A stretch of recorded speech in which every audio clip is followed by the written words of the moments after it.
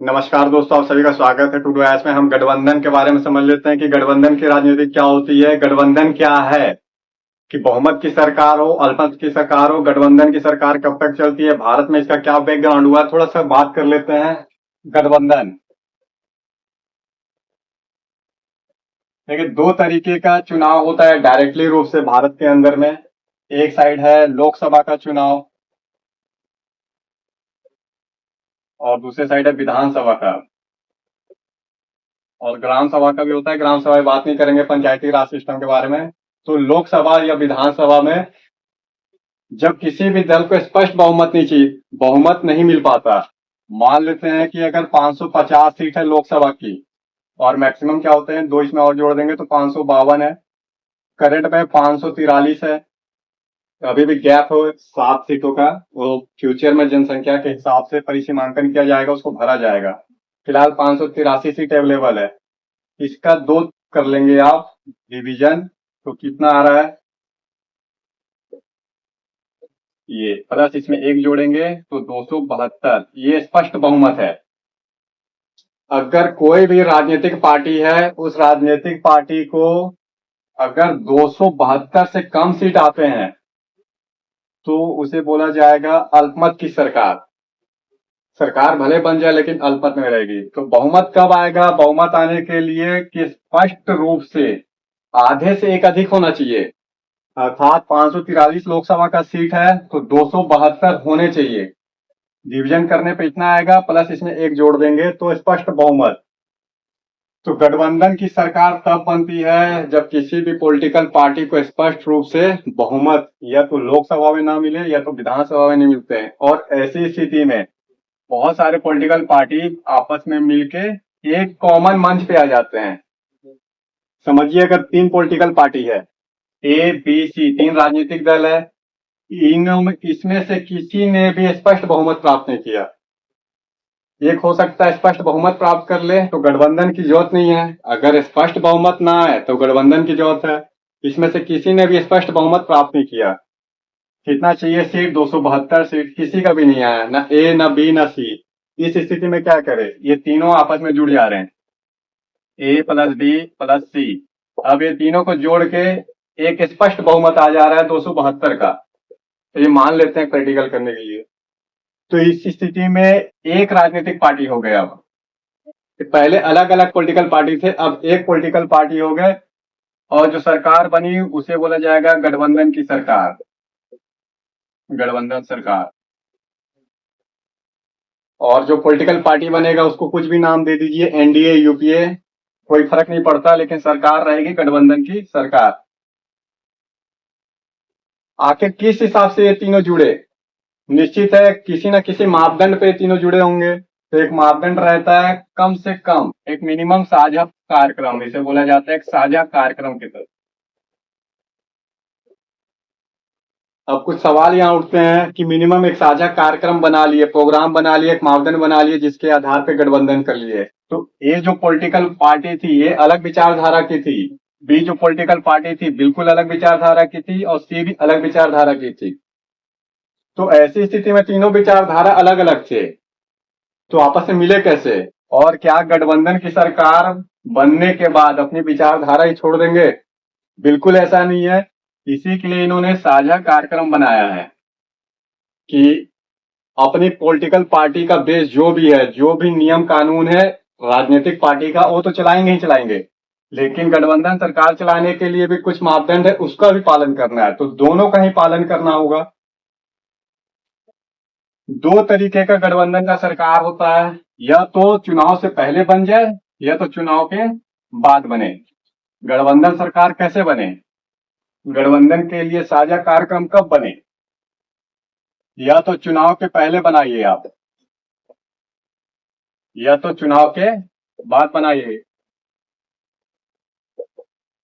तो चुनाव के पहले कम से कम बना हुआ है, थोड़ा सा स्टेबिलिटी रहता है कि चुनाव से पहले ही आपने एक प्रोग्राम बना लिया, उसके बाद गठबंधन करके आपने चुनाव लड़ा। लेकिन चुनाव के बाद बना हुआ ये थोड़ा लोभी प्रवृत्ति का रहता है। भारत में गठबंधन की सरकार का कुछ इतिहास है, उसको थोड़ा सा ब्रीफ में समझ लेते हैं कि किस तरीके का गठबंधन का इतिहास है। पहली 4 लोकसभा का जो चुनाव हुआ, भारत में प्रथम लोकसभा का चुनाव कब हुआ था? 1952 में। 1952 से लगातार 5 साल ऐड करते चलिए, तो 4 लोकसभा तक पहुंच जाएंगे। 4 लोकसभा तक कांग्रेस को स्पष्ट रूप से बहुमत प्राप्त था। फिर इंदिरा गांधी का इमरजेंसी आया, इमरजेंसी का प्रकोप था, रिजल्ट था कि कांग्रेस की बदनामी हुई, कांग्रेस की सरकार गिर गई और मोरारजी देसाई इनका नाम आता है, यहां से गठबंधन शुरू हुआ। बात है इमरजेंसी का, यही परेड याद करना है। कांग्रेस की बदनामी हुई थी, कांग्रेस ने इमरजेंसी लगा दिया था, लोकतंत्र का दमन करने का आरोप लगा और लोकप्रिय नेता हो गई इंदिरा गांधी। रिजल्ट है कि मोरारजी देसाई के नेतृत्व में गठबंधन सरकार बना, बहुत से पॉलिटिकल पार्टी एक मंच पे आ गए और 1977 से स्टार्ट हुआ गठबंधन। इसके बाद से कांग्रेस एक बार आई स्पष्ट बहुमत में, फिर बहुमत में आई, लेकिन बाद में कांग्रेस का स्विच आज के डेट में ऐसा है कि गठबंधन पे ही टिकी हुई रहती है कांग्रेस। लेकिन मोरारजी देसाई के नेतृत्व की सरकार भी शीघ्र ही गिर गई, 2 साल चली। इसके बाद चौधरी चरण सिंह आ गए, इन्होंने ही सरकार गिरा दिया था, चौधरी चरण सिंह। तो चौधरी चरण सिंह हो, इसके बाद के जो भी नेता आए, गठबंधन की सरकार लगातार चलती रही 1989 में। फिर इसके बाद बोलना विश्वनाथ प्रताप की सरकार है, विश्वनाथ प्रताप, ये सब प्रधानमंत्री हैं, जितने भी नाम लिख रहा हूं मैं सारे देश के प्रधानमंत्री हैं। तो इंदिरा गांधी, मोरारजी देसाई, चौधरी चरण सिंह, विश्वनाथ प्रताप हैं, चंद्रशेखर हैं। इसके साथ है अटल बिहारी वाजपेयी, देवगौड़ा, क्या करेंगे, देवगौड़ा इंद्र कुमार गुजराल, गुजराल हैं। तो ये सारे प्रधानमंत्री हैं, गठबंधन की सरकार चली। देखिए अटल जी, जो अटल बिहारी वाजपेयी थे, ये 13 दिन तक गठबंधन की सरकार चलाए थे। 1996 की बात है कि 13 दिन तक गठबंधन का सरकार चला। चौधरी चरण सिंह 23 दिन की सरकार चलाए, मोरारजी देसाई 2 साल का चलाए। लगातार अनस्टेबिलिटी दिखाई देता है गठबंधन की सरकार में। तो ड्रॉबैक बहुत अधिक है गठबंधन की सरकार का, जितना प्रॉफिट नहीं है देश को, उससे ज्यादा नुकसान होता है गठबंधन की सरकार को, कि कभी भी सरकार गिर जाती है, अस्थिरता बनी रहती है, प्रशासन कैसे चलेगा, देश कैसे चलेगा, देश की सुरक्षा, देश का बजट, इकोनॉमिक डेवलपमेंट, सारा का सारा ये नुकसान में चले जाते हैं क्योंकि सरकार अस्थिर है। कुछ प्रॉफिट और लॉस देख लेते हैं गठबंधन की सरकार में।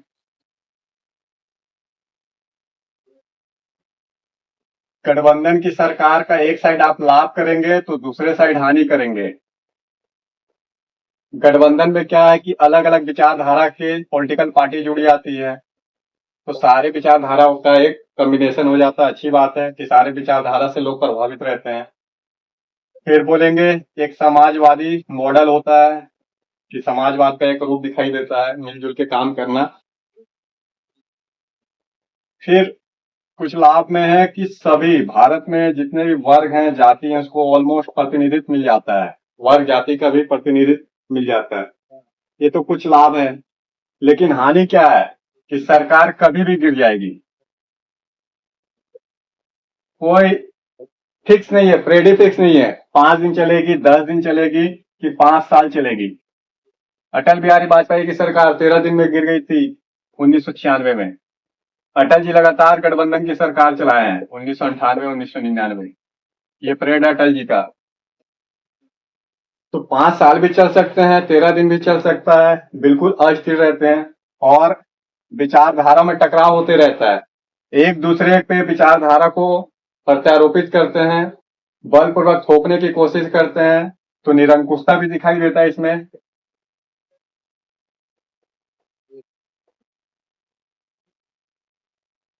जो प्रमुख गठबंधन का प्रमुख पॉलिटिकल पार्टी रहता था, जिसने सबसे अधिक सीट प्राप्त किया है, उसके पास मेजर मेजर विभाग हो जाते हैं। मेजर विभाग मतलब मंत्रालय, प्रमुख मंत्रालय इसके पास चला जाता है, जो बड़ी पॉलिटिकल पार्टी इसमें रहती है गठबंधन सरकार में। तो बड़ी राजनीतिक पार्टी जो बड़ी पॉलिटिकल पार्टी रहती है प्रमुख प्रमुख मंत्रालय को अपने पास रख लेती है। बाकी जो छोटी छोटी पॉलिटिकल पार्टी रहती है गठबंधन में, या तो उसको मंत्रालय का आवंटन नहीं करती, करती भी तो बहुत लो कॉस्ट का मंत्रालय आवंटन करती है। कभी कभी तो ऐसे में नाखुशी होती है, टकराव होता है मंत्रालय को लेके कि ए बी सी डी और ई, मान लीजिए इस तरीके का 5 राजनीतिक पार्टी है, इसने सबसे अधिक बहुमत प्राप्त किया, बी ने कम और ई ने सबसे कम। ई के पास सीट कम है लोकसभा का, लेकिन मांग कर रहा है प्रमुख मंत्रालय का, तो ये बिल्कुल नहीं देगी, ना ही ये देंगे, रजामंद नहीं होते हैं। ऐसे में टकराव होता है, ये बाहर निकल सकती है, सरकार वैसे भी गिर जाएगी। या फिर ये अलग प्रमुख मंत्रालय का मांग कर रहा है जो इसे पसंद नहीं, बाकी कोई पसंद नहीं, ये कभी घटक बाहर निकल सकता है। तो लगातार पूरा 5 साल तक किसे खुश किया जाए, किसे खुश ना किया जाए, यही चलते रहता है गठबंधन की सरकार में। जनता का हित यहाँ पे किनारे कर दिया जाता है, सबसे पहला हित देखा जाता है पार्टी का और सरकार का हित। तो पार्टी का हित और सरकार का हित इनकी प्रमुखता बन जाती है गठबंधन की सरकार में, और देश का हित, लोगों का हित वह किनारे चले जाता है। इसके साथ साथ में जो क्षेत्र पार्टी है, रीजनल पार्टी है, पार्टी भी 2 तरीके की होती है, एक नेशनल पार्टी है, एक रीजनल पार्टी है। देखिए लाभ कम है इतना निश्चित कर लीजिए गठबंधन की सरकार में, हानि अधिक है। लेकिन सरकार चलाना है ए बी सी डी और ई, ऐसे करके 5 पॉलिटिकल पार्टी आपने बनाया है, सब क्या है, राजनीतिक पार्टी है, राजनीतिक पार्टी। अब इसमें ए कौन सी राजनीतिक पार्टी है, एक नेशनल होती है, इसे बोला जाता है राष्ट्र राजनीतिक पार्टी, बाकी मान लेते हैं रीजनल पार्टी है, क्षेत्र पार्टी। अब ये दबाव डालता है, ये रीजनल पार्टी है ए बी सी, तो बी दबाव डाल रहा है जो क्षेत्र के मुद्दे हैं उसको राष्ट्र पे लेके आने का, अर्थात क्षेत्र मुद्दा राष्ट्र पे हावी हो जाता है। अगर लोकल मुद्दा था तो लोकल मुद्दा को नेशनल मुद्दा बनाने की कोशिश किया जाता है, वो फोर्सफुली थोपा जाता है। वहीं राष्ट्र का मुद्दा होता है तो उसको लोकल मुद्दा करने की कोशिश की जाती है। तो रीजनल पार्टी अपनी रोटी सेकते हैं, तो इनका रोजी रोटी चल रहा है, सेक रहे हैं, ये मैक्सिमम लाभ लेने की कोशिश कर रहे हैं, देश हित को, राष्ट्र हित को, लोगों के हित को किनारे कर देते हैं। एक बार स्पष्ट थोड़ा सा और देख लेते हैं कि वर्तमान की सरकार, इसके पास क्या स्थिति है। गठबंधन की सरकार की एक और विशेषता है कि गठबंधन सरकार में सभी को खुश करना है, सभी घटक को ए बी सी डी और ई सभी घटक हैं, इनको खुश करना है, सारे को पोर्टफोलियो का आवंटन करना है, अर्थात मंत्रालय विभाग देने हैं। तो मंत्रालय हो या विभाग हो, ये भी देना है सभी को, कि कोई भी घटक भी अलग ना रहे। तो मंत्री परिषद का आकार भारी भरकम हो जाता है, मंत्री परिषद का आकार भारी भरकम हो जाता है। हर को खुश करना, हर कोई मंत्री बनना चाहता है, भले कोई मंत्रालय मिल जाए लेकिन मंत्रालय चाहते हैं। तो मंत्री परिषद का आकार विशाल हो जाता है।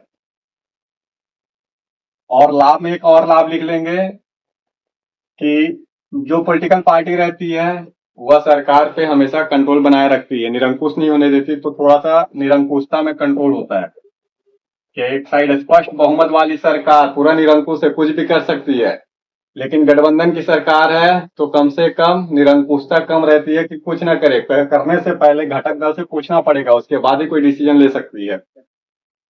तो वर्तमान की सरकार है, गठबंधन की सरकार है, स्पष्ट बहुमत नहीं मिला है, एनडीए बोला जाता है। तो नेशनल डेमोक्रेटिक अलायंस ये पार्टी है, इस तरीके पार्टी गठबंधन, अर्थात पार्टी बनेगा, सारे अलग अलग घटक दल मिलकर एक ना एक पार्टी बनाएंगे, तो ये पार्टी है, सरकार नहीं है, याद रखना आपको, पार्टी। तो इसमें 13 घटक हैं, 13 घटक मतलब 13 पॉलिटिकल पार्टी अलग अलग तरीके के हैं, अलग अलग विचारधारा के हैं। स्पष्ट बहुमत चाहिए था 272, लेकिन इनके पास स्पष्ट बहुमत है 293 का। मंत्री परिषद देख लिए, 72 लोगों को मंत्री बनाया गया है। तो मंत्री परिषद जो गठबंधन सरकार का एक ड्रॉबैक है कि भारी भरकम मंत्रालय हो जाता है, हर कोई मंत्री बनना चाहता है, इसमें दिखाई दे रहा है कि स्पष्ट रूप से भारी भरकम मंत्रालय इनके पास हो गया। तो 72 लोग ले लिए, फिर दिख रहा था गठबंधन सरकार में जो बड़ी पॉलिटिकल पार्टी रहती है, बड़ी राजनीतिक पार्टी, इसके पास प्रमुख मंत्रालय रहते हैं। प्रमुख मंत्रालय साफ दिखाई दे रहा है कि बीजेपी के पास है। तो प्रमुख मंत्रालय बीजेपी के पास है। बाकी जो छोटे छोटे बन जा रहे मंत्रालय या कम महत्वपूर्ण मंत्रालय हैं, वो घटक दलों को दिया जा रहा है। तो ये वर्तमान सरकार की चुनौती निश्चित है। क्या इसके सामने चुनौती है, थोड़ा सा वो भी देख लेते हैं। अगर वर्तमान की सरकार लोकप्रिय रहती तो निश्चित रूप से बहुमत प्राप्त करती। तो जनता के हिसाब से सरकार जो है अल्पमत में है, लेकिन एनडीए के द्वारा बहुमत प्राप्त की है। तो लोकप्रिय सरकार तो बिल्कुल नहीं है। इस बात को हटा दीजिए कि सरकार लोकप्रिय रही, लोकप्रिय नहीं रही। वो लोकप्रिय सरकार वही है जिसे स्पष्ट बहुमत मिले और जनता का विश्वास हो। जनता जनार्दन है, ये दिखाई दिया पॉलिटिकल पार्टियों को इस बार, और देश को भी लोकसभा के चुनाव में। तो समस्या क्या है यहाँ पे एनडीए के सामने? सबसे बड़ा है कि घटक दलों को बनाए रखना। वर्तमान की जो सरकार, इसके सामने अगर चुनौती आता है लिखने के लिए कि वर्तमान की सरकार की क्या क्या चुनौती है, तो घटक दलों को पहले तो साधे रखना। इसमें बहुत सारे ऐसे घटक दल के मेंबर हैं जो कभी भी अपना पलड़ा चेंज कर लेते हैं, कभी भी किसी भी साइड चले जा सकते हैं। तो घटक दलों को बनाए रखना है। दूसरा है मजबूत विपक्ष है। इस बार का विपक्ष पहले की तुलना में बहुत ही पावरफुल विपक्ष है। तो लोकसभा और राज्यसभा में किसी भी बिल के लिए अगर प्रमुख बिल है जिसपे 2/3 मेजोरिटी चाहिए, बहुमत, तो शायद ही पास होंगे इस बार।